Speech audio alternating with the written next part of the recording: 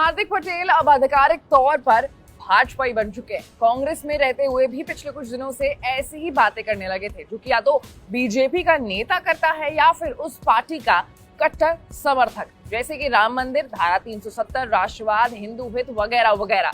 लेकिन उनकी राजनीति को धार तो कांग्रेस ने ही दी थी। पाटीदार आंदोलन से निकले हार्दिक की उम्र जब चुनाव लड़ने की भी नहीं हुई थी तो कांग्रेस ने उनका हाथ थामा, विधानसभा चुनाव 2017 में इस्तेमाल भी किया, 2019 चुनाव में कांग्रेस में शामिल भी करवाया और फिर प्रदेश का कार्यकारी अध्यक्ष तक बनाया। तो ऐसा क्या हुआ कि 2022 के विधानसभा चुनाव से महज कुछ महीने पहले हार्दिक को बीजेपी के साथ आना पड़ा और उन्हीं नेताओं के शान में कसीदे पढ़े जिनके खिलाफ हार्दिक ने आंदोलन शुरू किया था। आज बात इन्हीं मुद्दों पर करेंगे। Hello and welcome to Uncut, मैं हूं आपके साथ आशीष सिंह। सियासत के जानकार आपको हार्दिक पटेल के भाजपाई बनने की तमाम वजह गिना चुके होंगे कि गुजरात में करीब 22 से 25% पाटीदार है और हार्दिक पाटीदारों के बड़े नेता है। तो बीजेपी को उनकी जरूरत है या फिर हार्दिक को कांग्रेस में वो जगह नहीं मिल पा रही थी जिसकी वो तलाश कर रहे थे। नरेश पटेल वाले एंगल से लेकर गुजरात कांग्रेस के बड़े बड़े नेताओं से हार्दिक के झगड़े को वजह बताई जा रही होगी।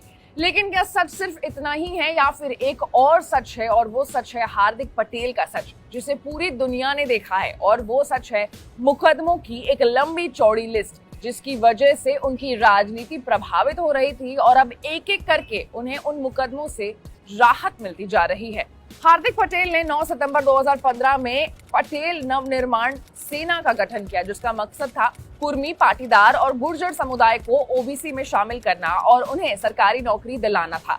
फिर उसी साल अक्टूबर 18 को हार्दिक पटेल पर राष्ट्रीय झंडे के अपमान का आरोप भी लगा और इसी मामले में उनके खिलाफ केस दर्ज हुआ। फिर अहमदाबाद में 25 अगस्त 2015 में एक ऐसी रैली के दौरान पटेल समुदाय की एक जनसभा के दौरान हिंसा होने के बाद क्राइम ब्रांच ने पटेल पर देशद्रोह का मामला दर्ज कर उन्हें गिरफ्तार किया था। वो कुछ समय के लिए जेल भी गए।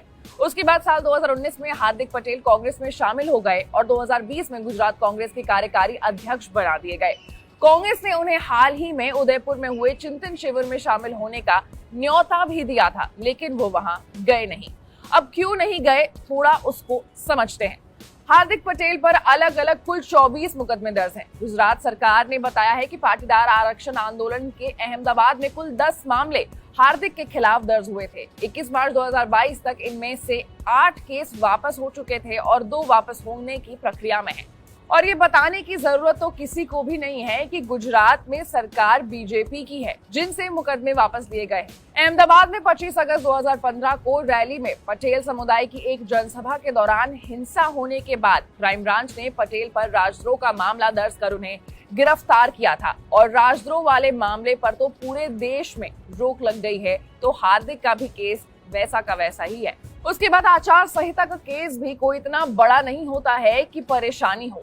हालांकि अदालत ने भी हार्दिक को राहत दी है। 12 अप्रैल 2022 को सुप्रीम कोर्ट ने आरक्षण आंदोलन के दौरान आगजनी मामले में हुई सजा पर रोक लगा दी है। 9 मई 2022 को अहमदाबाद की सेशन कोर्ट ने हार्दिक के खिलाफ दर्ज केस को वापस लेने की मंजूरी भी दे दी है, जो कि 2017 में पाटीदार आंदोलन के दौरान दर्ज हुआ था। हार्दिक को जब पूरा भरोसा हो गया कि अब उनके खिलाफ केस नहीं है, कोई मुकदमे नहीं है जो राजनीतिक तौर पर उन्हें परेशान कर सकता है, तो 18 मार्च 2022 को हार्दिक पटेल ने कांग्रेस से इस्तीफा दिया और 2 जून 2022 से हार्दिक पटेल भाजपाई बन गए, जिसे अब वो अपनी घर वापसी बताते हैं।